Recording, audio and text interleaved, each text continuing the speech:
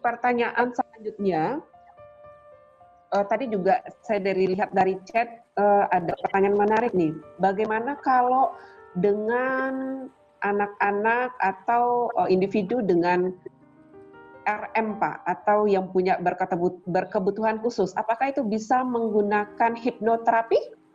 Kalau orang yang berkebutuhan khusus itu kita hanya bisa melakukan hipnoterapi berbasis sugesti. Kita nggak mungkin bisa melakukan regresi, itu sulit karena kita butuh kemampuan komunikasi yang bagus. Kalau kemampuan komunikasi yang nggak bagus itu nggak bisa. Tapi kalau memberikan sugesti saja itu bisa, ya. Ya, berarti terbatas ke sugesti saja, tidak bisa hipnoanalisa begitu ya, Pak? Nggak bisa. Nah, ini ada pertanyaan juga dari Anissa Hartono mengenai hipnoterapi berbasis sugesti dan hipnoanalisa. Ya, hanya menggunakan salah satu saja atau bisa combine keduanya, Pak? Oke, dari pengalaman saya teman-teman dan temuan saya, biasanya gini. Hipnoterapis yang berbasis sugesti biasanya itu tidak bisa melakukan hipnoanalisis, tidak bisa dia. Tetapi hipnoterapis yang berbasis hipnoanalisis pasti bisa melakukan terapi berbasis sugesti, itu pasti bisa. Karena Anda bayangkan ya, belajar hipnoterapi berbasis sugesti itu cukup 2 hari. Sementara hipnoterapi berbasis hipnoanalisis itu minimal 10 hari loh. Jadi level kedalaman pengetahuannya pasti beda. Seperti itu. Iya. Nah, menyambung nih Pak, berarti untuk hipnoterapi dengan sugesti, apakah simptom itu dapat berulang pada klien yang telah dinyatakan sembuh saat terapi? Ini pertanyaan bagus. Makanya begini, kita perlu melakukan uji hasil terapi. Ya, uji hasil terapi ini bisa langsung mengetahui apakah terapi yang kita lakukan ini efektif atau tidak. Itu langsung kelihatan itu. Jangan usah nunggu lama-lama. Jadi begitu kita selesai terapi, uji hasil terapi, langsung kelihatan efektif atau tidak. Seperti itu. Oke, berarti kira-kira ada pertimbangan khusus tidak Pak dalam menentukan kasus ini kayaknya lebih cocok untuk yang sugestif atau yang ini hipnoanalisis begitu Pak?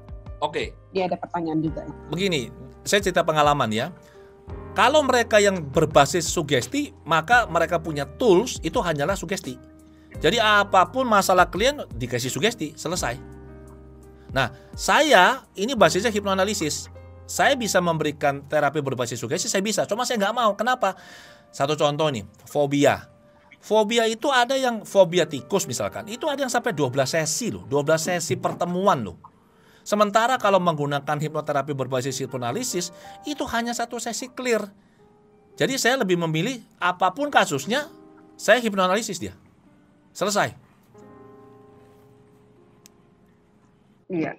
Berarti kalau kita bicara secara efektivitas lebih efektif yang hipnoanalisa berarti Pak? Sangat jauh. Jadi dari pengalaman saya ya Mbak Putih ya, saya kalau terima klien komitmen adalah 1-4 sesi, tetapi rata-rata 1-2 sesi clear, rata-rata ya. Kalau sudah 2 sesi saya tahu saya nggak bisa, saya mundur langsung. Kenapa? 1, klien itu datang jumpa saya mau hasil. Kedua, dia bayar saya loh. Jadi saya terikat kode etik, tidak boleh memperpanjang sesi terapi padahal kita tahu kita nggak bisa.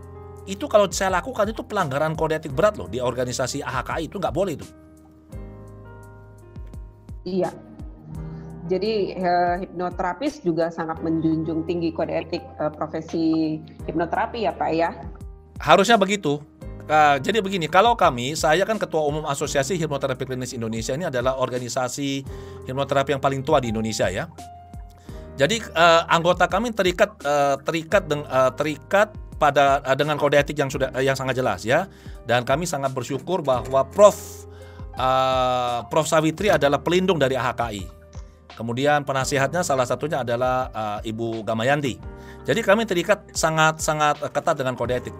Masyarakat kalau melaporkan, misalkan masyarakat melaporkan saja, misalkan kepada Dewan Etik, maka Dewan Etik akan menyidang loh, memanggil si hipnoterapis dan akan dilakukan pemeriksaan benar-benar menyeluruh. Ini melanggar atau tidak? Kalau melanggar, bisa dilakukan pembinaan atau malah diberikan sanksi.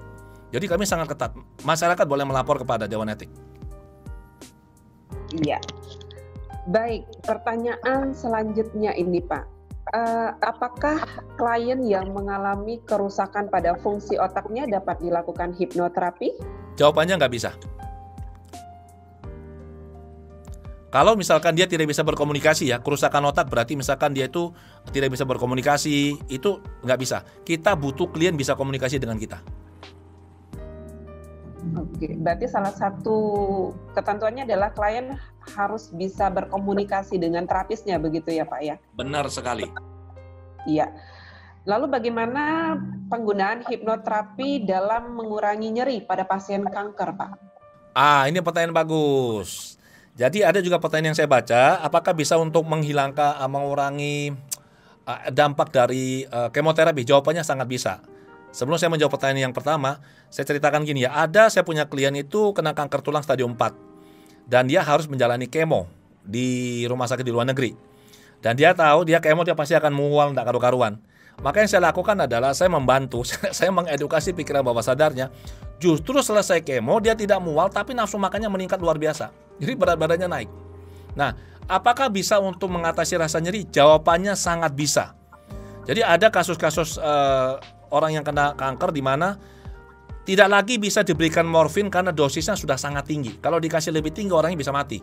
Maka kita bisa menggunakan hipnosis untuk pain management, bisa. Bahkan kalau saya mengajar secara offline, saya punya video yang menunjukkan bahwa ini video yang dilakukan, operasi yang dilakukan oleh dokter di Australia di Melbourne, itu wanita ini dioperasi, dibuka perutnya tanpa menggunakan obat bius. Di Inggris pernah dilakukan, orang ini dibuka, dioperasi untuk hernia tanpa menggunakan obat bius sama sekali, dan ini bisa. Jadi jawaban singkatnya bisa. Iya, berarti itu lebih ke hipnosugesti kah Pak dibandingkan hipnoanalisis? Betul sekali, betul sekali. Jadi kita menggunakan tidak hanya sugesti, tapi kita mengkondisikan. Ada tekniknya, kita mengkondisikan. Ada caranya itu. Oke, berarti ini untuk para dokter, untuk para tim medis, ini sangat bisa digunakan teknik ini untuk membantu dalam menghadapi pasien, begitu Pak? Sangat bisa, sangat bisa. Jadi kan ada dalam situasi tertentu di mana pasien ini tidak bisa diberikan obat bius karena kondisi kesehatannya dia. Misalkan ada masalah jantung, ya, dan mungkin dikasih obat bius. Maka kita kalau bisa menggunakan cara sugesti atau teknik untuk mengatasi rasa sakit atau pain management, maka ini akan sangat membantu, sangat membantu. Iya, apalagi saya juga sudah lihat di YouTube itu untuk hipnoterapi gigi ya Pak ya, dokter gigi biasa juga sudah menggunakan ya Pak ya? Jangankan dokter gigi ini, wanita melahirkan tanpa rasa sakit bisa. Oh bisa? Ya, murid saya di Bali, Agus Wirajaya sama Koni Widya. Jadi mereka mencipta teknik yang namanya The Koni Method. Jadi yang dijadikan eksperimen itu justru si Koni istrinya. Jadi si Koni sudah melahirkan, sudah ada 3 putra mereka tanpa rasa sakit sama sekali. Bahkan anak yang kedua dan ketiga sama sekali tanpa ada sobekan perineum. Iya. Baik, kita lanjut ke pertanyaan berikutnya. Nah, ini juga menarik nih Pak. Kalau kasusnya kita bicara tentang kesurupan Pak, atau diganggu makhluk halus, itu apakah bisa disembuhkan dengan hipnoterapi atau Bapak pernah mungkin menghadapi klien yang seperti ini Pak? Oke, begini teman-teman. Saya ini dulu ya sebelum nikah itu jarang ketemu makhluk halus, tapi setelah nikah tiap malam ketemu makhluk halus tuh saya. Siapa itu Pak makhluk halus? Istri saya kan halus semua itu. Pipinya halus, tangannya halus, saya bercanda. Jadi begini, fenomena kesurupan ini bisa dijelaskan dari perspektif ego personality. Jadi ada ego personality atau bagian diri yang di dalam diri seorang yang dorman. Begitu terpicu, dia aktif. Coba kita lihat ya, orang-orang kalau di desa, orang-orang kalau misalkan di kampung ya, kalau mereka kesurupannya selalu apa? Ya itu saja, entah harimau, entah buaya, entah ular, benar nggak? Iya. Belum pernah kan dengar orang-orang di kampung kesurupan kudanil, nggak pernah toh? Kesurupannya dinosaurus gitu. Nggak pernah, kesurupan panda, kesurupan kanguru. Nah, jadi apabila orang yang mengatakan gini, kesurupan beneran ada nggak? Ada. Kalau dia kesurupan beneran, wah hipnoterapis nggak bisa. Itu harus ya entah orang yang punya kemampuan supranatural, entah nanti diru'yah atau bagaimana, ditengking lah ya. Tapi kalau yang terjadi selama ini adalah saya kalau praktek ya pada saat live terapi begitu, itu murid-murid saya yang nggak pernah lihat saya praktek dan tidak pernah tahu dinamika bawah sadar itu ketakutan loh. Dia bilang, Pak, itu suaranya kok berubah, loh kok perilakunya berubah, Ini kok kayak kesurupan ya? Yang ngomong kesurupan siapa? Ini adalah dinamika bawah sadar. Ini adalah EP, ego personality ini bisa kita proses. Jadi kalau dia benar-benar kesurupan, kami nggak bisa. Tapi kalau dia dalam tanda kutip seperti kesurupan, itu bisa. Nah, membedakannya gimana tuh Pak? Bahwa ini memang sepertinya memang kesurupan beneran dengan ini kayaknya nggak kesurupan. Saya untungnya ya, dari tahun 2005 saya praktek tuh saya jumpa yang benar-benar kesurupan tuh cuma satu. Untung loh, cuma satu. Nah biasanya kalau sudah benar-benar kesurupan itu komunikasi kita sama klien itu terputus karena dia dikuasai oleh makhluk ini. Oke. Berarti mulai dari komunikasinya tuh benar-benar sudah tidak nyambung begitu ya Pak ya? Nggak nyambung sudah, nggak bisa. Iya. Oke. Kita lanjut. Ini ada pertanyaan. Apakah kira-kira ada batasan usia Pak untuk dapat diberikan hipnoterapi? Kemudian, apakah ada pengaruhnya? Ada pengaruh intelijensi seseorang dalam proses hipnoterapi itu? Oke, jadi begini, batas usia hipnoterapi ini kalau di lembaga saya kita bagi dua, hipnoterapi untuk anak-anak dan hipnoterapi untuk orang dewasa. Karena tekniknya itu mengacu kepada usia. Kalau untuk hipnoterapi untuk anak-anak berarti rentangnya dari 12 tahun ke bawah. Kalau untuk orang dewasa berarti rentangnya 12 tahun ke atas, seperti itu. Nah sekarang apa tadi pertanyaan kedua itu? Ada ini nggak faktor intelijensi nggak? Orang ini kayaknya bisa di hipnoterapi karena misalnya intelijensinya rata-rata, tapi kalau di bawah itu nggak bisa. Ada pengaruh dari intelijensi juga nggak Pak? Gitu. Ada. Semakin cerdas seseorang, dia semakin bagus sebagai klien. Karena dia semakin cerdas. Tapi kalau misalkan orang ini kecerdasannya di bawah rata-rata, itu susah sekali itu. Apalagi misalkan ini kita menerapi, mohon maaf ya, tapi nggak semua, tapi ini banyak sering ditemukan, kita menerapi orang-orang yang sudah lansia. Itu komunikasinya susah sekali nyambung itu. Ya, jadi itu frustrasi, itu akhirnya sudah nggak bisa hipnoanalisis. Lansia kasih konseling, kemudian kita kasih sugesti aja sudah. Hipnoanalisis nggak bisa. Iya, berarti untuk lansia masih bisa, tapi jenisnya ya sugesti berarti tidak bisa hipnoanalisa gitu ya Pak ya. Begitupun untuk anak Pak, berarti tadi kan kita juga bahas untuk anak nih. Nah gini, kalau dalam hipnoterapi yang kami lakukan itu kami tidak melakukan pemisahan. Saya tahu teman-teman ada yang psikolog klinis tapi klinis anak saja, ada klinis dewasa saja, benar nggak? Ya, nah kami nggak. Kalau kami misalkan saya nangani anak nih, anak usia katakanlah yang bermasalah usianya katakanlah 8 tahun. Kenapa? Dia kecanduan video porno misalkan. Maka sebelum saya tangani anaknya, saya perlu wawancara orang tuanya. Saya ingin tahu apa yang terjadi di rumah. Oke? Mungkin saja orang tuanya tidak perhatian, kurang pengawasan. Ya, bisa juga anak ini pernah dimasturbasi oleh pembantunya. Ini ada kasus ini, dimasturbasi oleh pembantunya.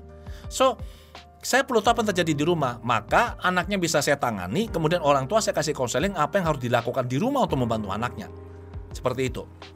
Seringkali juga ternyata orang tuanya yang bermasalah. Misalkan ada anak ini yang tiba-tiba kok bawaannya sedih aja, tidak bisa apa-apa. Ternyata di rumahnya orang tua ribut saja. Maka yang saya proses siapa? Orang tuanya, karena akar masalah di orang tua. Nah akhirnya dari kasus anak jadilah konseling keluarga, terapi papanya, terapi mamanya, seperti itu. Iya, kembang kemana-mana ya Pak. Memang tidak hanya sumber masalah itu biasanya juga tidak hanya di kliennya saja, tidak di anak tapi juga orang tua dan keluarganya. Seringkali di orang tua. Iya, kalau anak begitu ya Pak biasanya ya Pak ya. Betul. Oke, mungkin pertanyaan terakhir Pak, nggak kerasa ini waktu kita sudah mepet ternyata. Jika klien itu menjalani beberapa terapi secara bersamaan, misalnya kan ada juga klien yang sudah terapi obat, sedang minum obat begitu. Kemudian juga menggunakan hipnoterapi. Bagaimana melihat sejauh mana efektivitas pemberian hipnoterapi pada klien tersebut, Pak? Pertanyaan bagus ini. Jadi begini, apabila klien sudah dalam perawatan penanganan psikiater, jadi posisi hipnoterapis adalah sebagai terapi komplementer ya. Jadi kami melengkapi atau membantu, nggak boleh menggantikan. Ini posisinya harus jelas dulu ini. Jadi saya pernah nangani gini, klien ini depresi, dia sudah ke psikiater dikasih obat penenang lah. Maka saya bilang sama suaminya, saya akan memproses emosi istri Anda. Karena yang membuat dia depresi dari teori yang saya bangun, ini ada emosi intens yang mengganggu sistem psikisnya dia. Nah, obat ini akan membuat dia menjadi tumpul terhadap emosinya dia, saya bilang. Jadi misalkan emosinya di angka 10, tapi karena obat dia merasa tidak ada emosi, jadi tumpul. Maka saya akan sebisa mungkin memproses emosi yang muncul, yang walaupun ada obat emosi masih bisa muncul. Maka misalkan nih saya proses dari 10 turunlah ke 7. Maka saya bilang setelah saya turunkan ke 7, saya bilang sama si suami, bawa istri mau ke dokter, kasih tahu dokternya, karena obat yang tadi dipakai untuk menahan emosi yang di angka 10 ini, itu menjadi overdosis, saya bilang. Maka dia akan pasti overdosis, ngantuk lah, lesu lah, dan itu terjadi beneran. Dia bawa ke psikiater lihat bahwa ini sudah turun, obatnya dikurangi nih. Nah, karena obatnya dikurangi, saya proses lagi emosinya, saya turunkan ke 5 atau ke 4. Jadi bertahap nih, turun pelan-pelan, dan selalu atas obatnya itu harus selalu atas persetujuan dokter yang menurunkan, ya. Kami hipnoterapis nggak boleh. Jadi nanti targetnya adalah menurunkan ini obat sampai akhirnya obat ini benar-benar berhenti total. Nah, kalau obat sudah berhenti total, maka dia sembuh. Itu yang kita lakukan dengan psikiater. Dan di Surabaya saya biasanya merujuk, ya, Mbak Putih dan teman-teman, ya. Seperti kemarin itu ada seorang klien dari luar pulau dan menghubungi kantor saya, dan dia butuh, dan saya lihat ini kalau saya nggak bisa tangani, saya merujuk kepada teman saya yang psikolog, Ibu Naftalia di Surabaya, kan itu teman saya nih, praktek di Mitra Keluarga. Oh iya, Bu Naf ya Pak, ya benar. Ini hubungi nih, teman saya pintar nih, saya bilang ini wilayah psikolog, ini bukan wilayah saya bilang, ini saya kasih nomor HP-nya. Atau misalkan ada lagi yang tempo hari itu sudah gejalanya seperti orang split di ID, dibawalah ibunya ke kantor saya nggak tahu nih, dirujuk oleh teman saya, anak 18 tahun, begitu jumpa saya misalkan Budi. Saya bilang, Bud, gimana kabarnya, Bud? 18 tahun, ya. Dia bilang, oh baik Pak Adi. Kemudian dia diam, dia lihat saya begini. Nggak bicara, 1 menit, 2 menit. Terus ibunya bilang, ayo bicara sama Pak Adi, bicara. Tiba-tiba dia bilang apa? Saya tidak suka sama kamu, ya. Marah dia. Terus dia ketawa. Ini lucu. Dan berubah jadi suara orang tua, suara perempuan. Waduh, kalau gini mah caranya ini bukan coupling saya bilang ini. Jadi saya ajak bicara dia, si Budinya hilang. 1 jam saya ajak ngomong, Budinya nggak ada, yang muncul yang aneh-aneh begitu loh. Saya bilang sama ibunya, ini di luar kemampuan saya, Ibu, karena dia tidak stabil sekali, ya. Maka saya rujuklah ke psikiater. Kebetulan saya kenal satu psikiater yang bagus, ya. Saya rujuk, saya bilang saja dari saya supaya bisa dikasih cepat. Dia bikin appointment, ketemunya malam, hari Senin malam, saya ingat betul itu.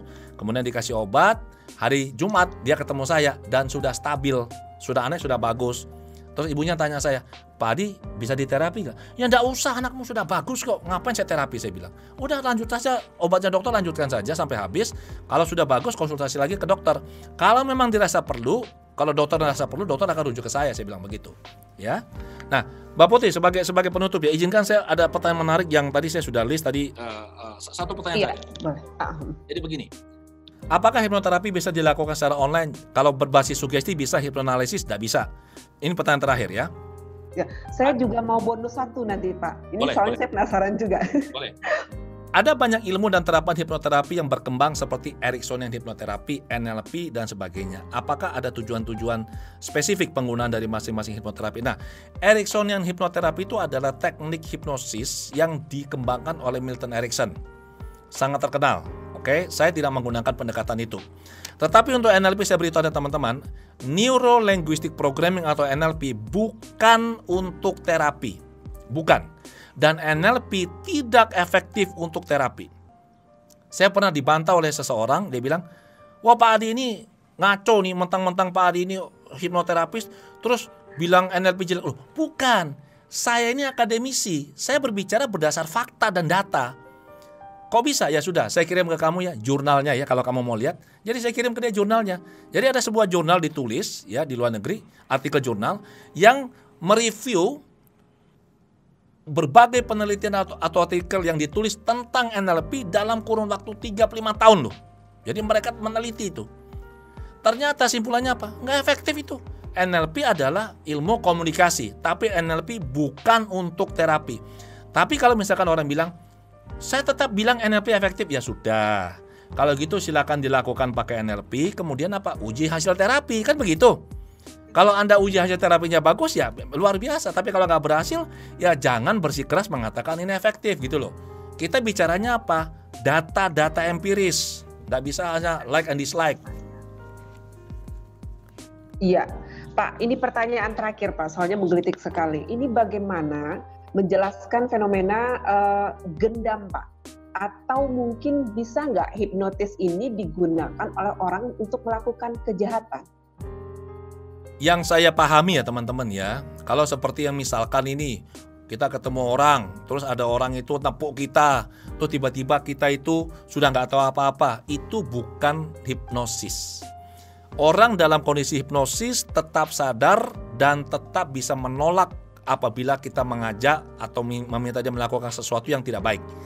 Orang yang katakanlah istilahnya gendam itu, dia dikuasai oleh si pelaku sehingga dia bisa melakukan apapun yang diminta. Saya kasih satu contoh. Kalau ada seorang wanita baik-baik di ruang praktik saya hipnosis dia, kemudian saya suruh dia buka baju, dia lakukan enggak? Dia tidak akan lakukan. Kenapa? Karena dia tetap sadar. Dan value-nya dia, nilai hidupnya tidak mengizinkan ini dia lakukan. Tetapi kalau misalkan orang ini menggunakan sesuatu yang di luar hipnosis itu, setelah pikiran si korban itu dikuasai, maka orang itu, korban itu akan melakukan apapun yang dia minta tanpa korban ini sadar. Termasuk kalau perlu buka baju, termasuk mencairkan deposito. Dan ini ada yang dikuasai sampai sekitar 1 minggu. Kenapa? Salah satu teman saya, ibunya kena waktu di pasar. Dan dikuasai karena ibunya tinggal sendiri, mereka juga nggak tahu. Itu tabungannya habis, depositonya dicairkan. Kemudian mas-masanya itu dikasihkan semua 1 minggu loh. Hipnosis nggak mungkin bisa menguasai kayak begitu. Sampai sini jelas? Iya. Berarti ya ini bisa untuk meluruskan pemahaman masyarakat bahwa gendam itu bukan hipnosis begitu ya Pak ya? Bukan. Yang dilakukan oleh pelaku kejahatan. Baiklah, sebenarnya masih ada pertanyaan-pertanyaan yang belum bisa terjawab untuk sesi kita hari ini, namun waktu kita terbatas. Mungkin setelah ini kita bisa menghadirkan Pak Adi lagi ya untuk menjawab pertanyaan-pertanyaan yang belum sempat saya sampaikan pada webinar kita hari ini. Dengan baiklah, senang hati. Iya, kita nanti ke depannya lagi ya Pak ya.